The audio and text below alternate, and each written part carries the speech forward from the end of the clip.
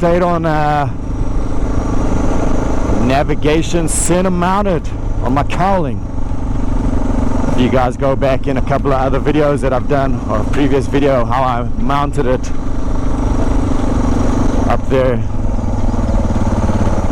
Can you see?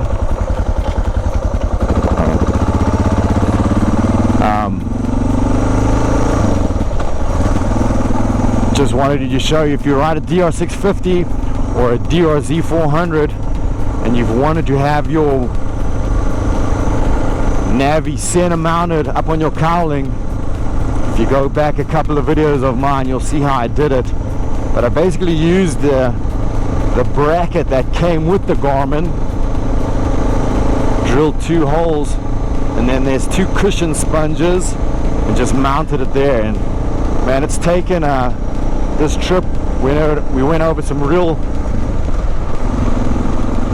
stuff, and it's held up perfectly. So anybody out there with a DR650 or a DRZ400 and you're wondering how my center mounted Garmin was doing, it's been doing great. It's holding up awesome. Oh, a lot of traffic this morning on this dirt road to get out of here. But anyway, there you can see it. It's working great.